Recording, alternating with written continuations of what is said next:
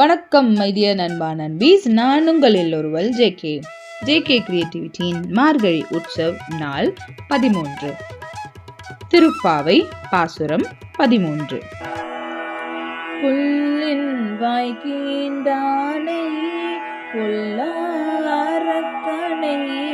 கிள்ளி கலைந்தானை கீர்த்திமை பாடி போய் பிள்ளைகள் எல்லாரும் பாவை கலம்புகார் வெள்ளி எழுந்து வியாழம் உறங்கிற்று புல்லும் சிலம்பினக்கான் போதரி கண்ணினாய் குள்ள குளிர குடைந்து நீராடாதே பள்ளி கிடந்தியோ பாவனி நன்னானால் கள்ளம் தவிர்ந்து கலந்தேலோரெம்பாவாய்.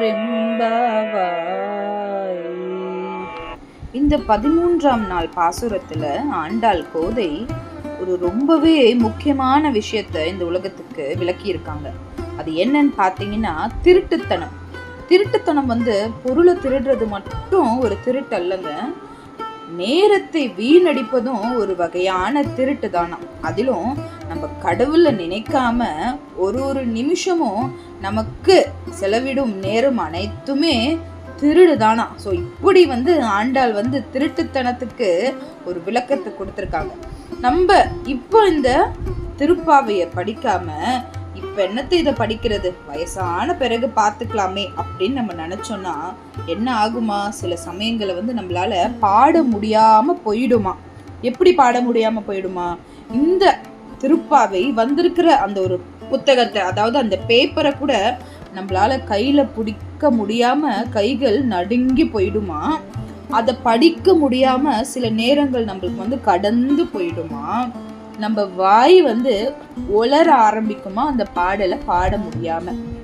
ஸோ நம்ம ஃபியூச்சர்ல பாடிக்கலாம், வயசான பிறகு பாடிக்கலாம் இந்த பகவானோட திருநாமத்தை அப்படின்னு சொல்லாம இளமையிலேயே அந்த கண்ண பரமாத்மா அந்த திருநாமத்தை பாடி பாடி நம்மளுடைய கல்வியாகட்டும், ஒழுக்கமாகட்டும், செல்வம் செழிப்பாகட்டும், அது எல்லாத்தையுமே வளர்த்துக்கணுமா.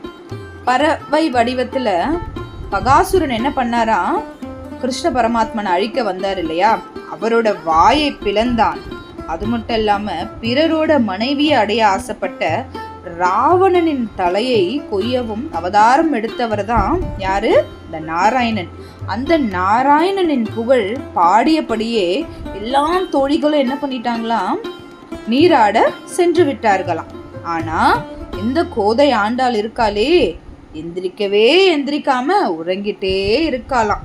அது மட்டும் இல்லாம வெள்ளி முளைச்சிருச்சு, அதாவது விடியற் காலையில வர அந்த வெள்ளி நட்சத்திரமானது தென்பட்டு விட்டதாம். வியாழன் மறைந்து விட்டது, வியாழன் மறைஞ்சு வெள்ளி நட்சத்திரமானது ஒளிருகின்றது. தாமரை மலர் போன்ற கண்ணுடைய பெண்ணா இந்த ஆண்டாள். இப்படி ஆண்டாளை வர்ணிக்கிறாங்க. அந்த விடியற் காலை பொழுதும் விட்டது. பறவைகள் அங்கங்க கிச்சு கிச்சு கிச்சு கிச்சுன்னு சத்தம் போட்டுக்கிட்டே இருக்கு.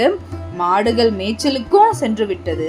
இந்த குளிர், அடர்ந்த இந்த குளிர்லயும் குளிர தாங்கிட்டு அந்த குளிர்ச்சியான நீர்ல போய் நம்ம நீச்சல் அடிக்க வேண்டாமா. இப்படிப்பட்ட பல அறிகுறிகள் தென்பட்டாலும், விடியற்காலை பொழுது விடிந்து விட்டதே அப்படின்ற பல அறிகுறிகள் தென்பட்டாலும் இந்த ஆண்டாள் அதை படுத்திலாம் பொருட்படுத்தாம தூங்கிட்டே இருக்காளே. அந்த கண்ணனை நினைச்சு நான் ஒரு நாளும் போற்றி பாட வேண்டாமா. மார்கழியில அவனை பத்தி போற்றி பாடனா அது இன்னும் சிறப்பு தானே. ஒரு நாளும் பாடணும், அதுலயும் ரொம்ப சிறப்பு இந்த மார்கழியில பாடுறது. இது எதுவுமே பண்ணாம இந்த தூக்கம் அப்படின்ற அந்த திருட்டை தவிர்த்து எங்களுடன் நீராட வா கோதையே, அந்த தூக்கத்தின் திருட்டை அறவே ஒழிச்சு எங்களோட நீராட வாமா அப்படின்னு தோழியர்கள் எல்லாருமே ஆண்டாள் கோதைய அழைக்கிறாங்களாம். நாளைக்கு ஜேகே கிரியேட்டிவிட்டியில பாசுரம் 14 அதோட பாடல் அர்த்தம் பத்தி தெரிஞ்சுக்கலாம். ஓம் நமோ நாராயணாய நமஹ.